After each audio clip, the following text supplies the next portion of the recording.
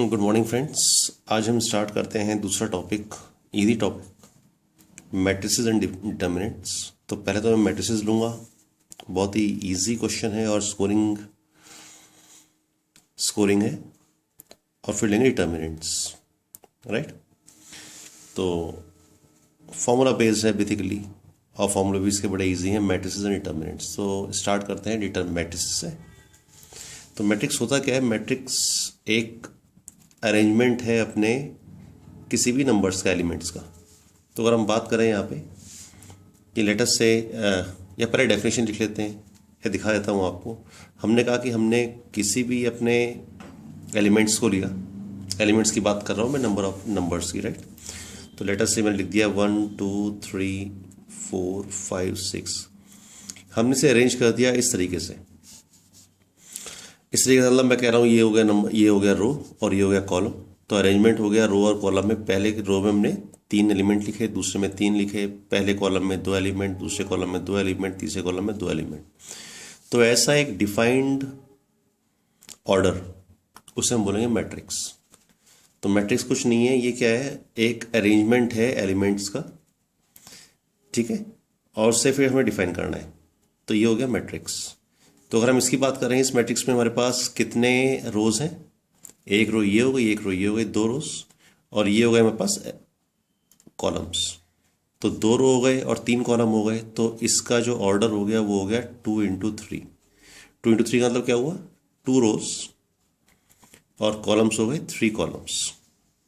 तो अगर हमने लिख दिया 2/3, तो इसका मतलब ये 2/3 क्या हो गया? इसका एक ऑर्डर हो गया, ऑर्डर ऑफ मैट्रिक्स। अब जो आपने यहाँ पे लिख दिया इस अरेंजमेंट को, ये अरेंजमेंट हमारा, इसमें नंबर ऑफ रोज और कॉलम डिफरेंट भी हो सकते हैं, नंबर ऑफ रोज और कॉलम सेम भी हो सकते हैं, उसकी हम बात करेंगे अभी। और इस मैट्रिक्स को हमने एक नाम दे दिया, लेटस से हमने इसे लिख दिया यहाँ पे ए। तो ये हमारी मैट्रिक्स हो गई ए, जिसका ऑर्डर कितना है? 2/3। That means 2 rows and 3 columns, ठीक है। तो जनरली हम क्या लिखते हैं, जो भी हमारे पास एक मैट्रिक्स है, मैट्रिक्स का ऑर्डर क्या होता है? m इंटू एन, या m कॉमा एन, m रोज और n कॉलम्स, करेक्ट। अगर हमारे पास यहाँ पे हम कह रहे हैं कि अगर कोई मैट्रिक्स है A जिसमें 3 रोज हैं और 3 कॉलम्स हैं, तो इसका मतलब हर किसी रो के अंदर और हर किसी कॉलम के अंदर हमारे पास एलिमेंट सेम आएंगे। सेम का मतलब है सेम नंबर ऑफ एलिमेंट्स आएंगे। मैं कह रहा हूँ यहाँ पे आएगा 1 2 3 4 5 6 7 8 9। तो 3 रो हो गए, 3 कॉलम हो गए। तो ये जो अरेंजमेंट हो गया एक स्क्वायर हो गया, square of 2/2, square of 3/3, square of 4/4। तो यानी भाई ये हमारे पास जो स्क्वायर दे रखा है, इसका ऑर्डर क्या हो गया? 3/3। तो ये 3/3 की मैट्रिक्स हो गई, और इसे हम बोलेंगे it is a square matrix. ये क्या है? एक स्क्वायर मैट्रिक्स है, स्क्वायर मैट्रिक्स, ठीक है। तो ऑर्डर कुछ भी हो सकता है। स्क्वायर मैट्रिक्स क्या होगी? स्क्वायर मैट्रिक्स ऑर्डर 2/2 की भी हो सकती है, 3/3 की भी हो सकती है, n/n की। तो अगर हमारे पास ऑर्डर है n/n, ठीक है, कोई भी ऑर्डर n/n है, n is a natural number, तो हम उसे बोलेंगे वो एक स्क्वायर मैट्रिक्स है, करेक्ट। अच्छा, तो कई जगह जो हमारे पास मैट्रिसेस का सिंबल होता है, उसे हम डिनोट ऐसे ही करते हैं, कैपिटल लेटर से हमने उसका नेम लिख दिया, और हम उसे ऐसे ब्रैकेट के अंदर एलिमेंट्स को लिखेंगे। तो ये हमें डिनोट करेगा कि ये हमारा एक मैट्रिक्स है। मैट्रिक्स थोड़ा डिफरेंट होता है डिटर्मिनेंट से, थोड़ा क्या बहुत डिफरेंट होता है। तो मैट्रिक्स तो अरेंजमेंट हो गया, पर जो डिटर्मिनेंट होता है, डिटर्मिनेंट मैं आपको बाद में पढ़ाऊंगा, पर संग संग अगर हमें मुझे कुछ यहाँ पे आपको बताना है तो मैं बताता हुआ जाऊँगा। अगर डिटर्मिनेंट निकालना है ए का, तो हम ऐसे लिखते हैं ए का डिटर्मिनेंट, और डिटर्मिनेंट निकाल के वो क्या आता है? एक वैल्यू आती है। तो डिटर्मिनेंट जो होता है उसकी तो आती है एक वैल्यू, पर जो मैट्रिसेस है वो तो एक रेक्टेंगुलर अरेंजमेंट है, वो तो एक अरेंजमेंट है एलिमेंट्स का, तो उसमें कोई वैल्यू नहीं आएगी। रादर हम उसे सॉल्व करेंगे, मैट्रिक्स को में क्या करना है देखेंगे, विल सी, ठीक है। वो तो अरेंजमेंट ही रहेगा, पर अगर हमें इसका डिटर्मिनेंट निकालना है तो डिटर्मिनेंट क्या आता है? उसकी एक वैल्यू आएगी, ओके। इन जनरल हम ये भी लिखते हैं, जो डिटर्मिनेंट होगा हमारा, डिटर्मिनेंट किस मैट्रिक्स का निकलेगा? उसी मैट्रिक्स का निकलेगा जो कि स्क्वायर मैट्रिक्स होगी। अगर हमारे पास स्क्वायर मैट्रिक्स होगी, उसी का डिटर्मिनेंट निकल सकता है, ठीक है। तो इसका मतलब ये हुआ कि जो मैं आपसे कहना चाह रहा हूं कि इनडिटर्मिनेंट्स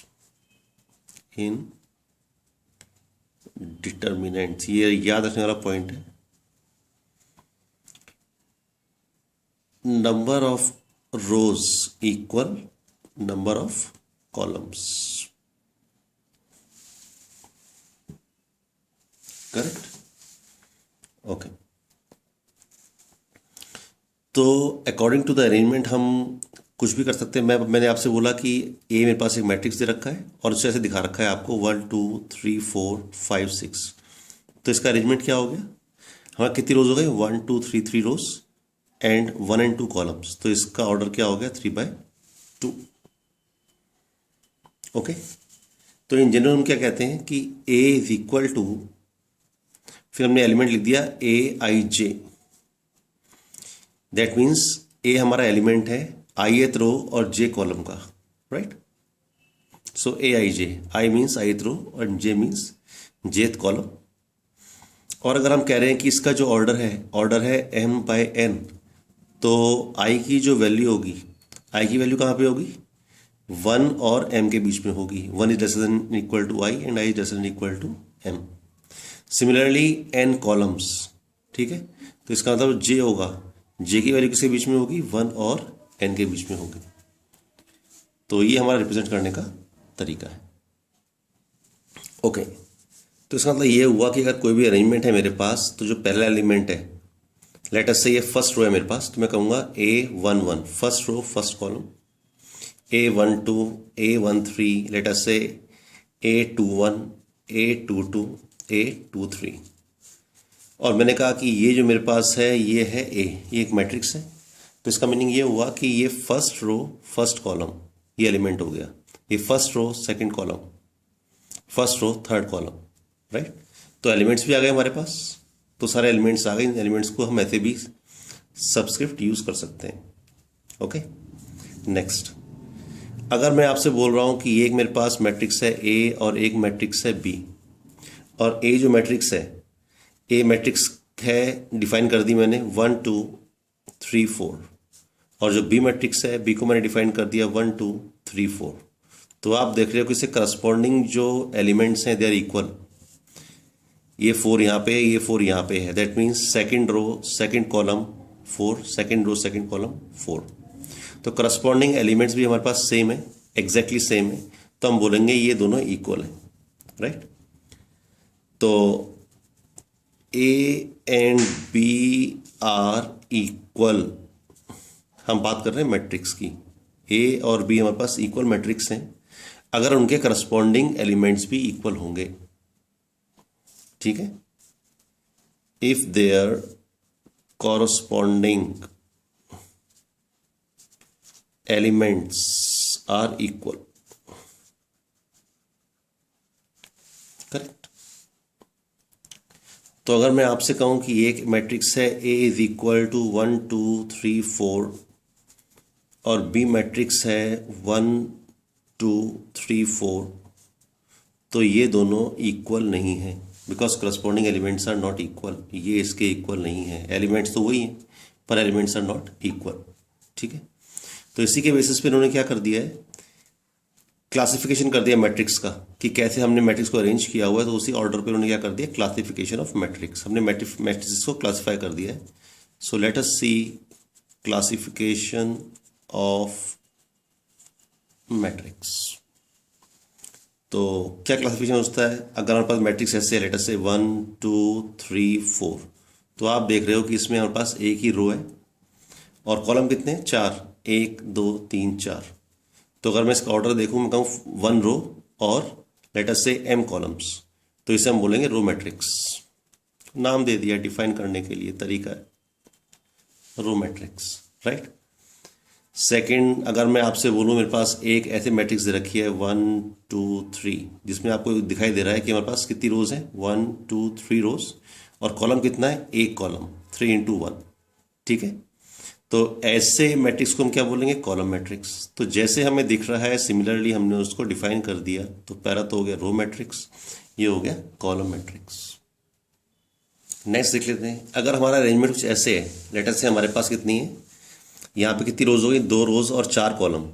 मतलब जहाँ पे हमारे नंबर ऑफ रोज, अगर हम यहाँ पे कहें कि हमारे पास क्या हो गया, हमारे पास रोज तो हैं कम और कॉलम्स हैं ज़्यादा, तो ऐसी मैट्रिक्स को हमने बोल दिया हॉरिजॉन्टल मैट्रिक्स।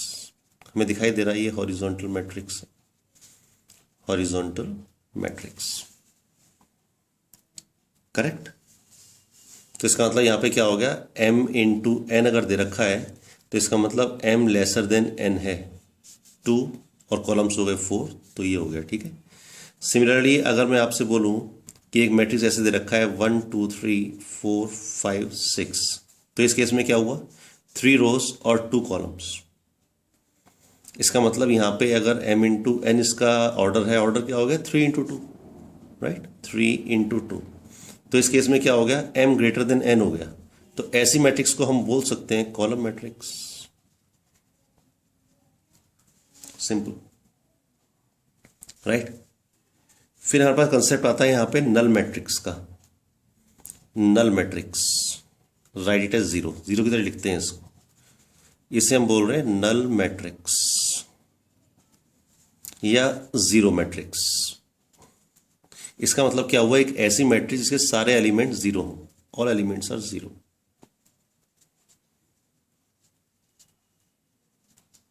ठीक है। तो अगर एक मैट्रिक्स ये हो गई 0 0 0 0, तो ये नल मैट्रिक्स हो गई। ऑर्डर कुछ भी हो 0 0 0 0 0 0, ये भी एक नल मैट्रिक्स हो गई। तो ऐसी मैट्रिक्स में सारे एलिमेंट जीरो हों, it is known as null matrix कहते हैं उसको, ओके। तो अगर हम यहाँ पे देखें, ये जो नल मैट्रिक्स है इसका ऑर्डर क्या है 2/2, ये जो नल मैट्रिक्स है इसका ऑर्डर क्या है 2/3। तो ऑर्डर कुछ भी हो सकता है बट नल मैट्रिक्स हुई।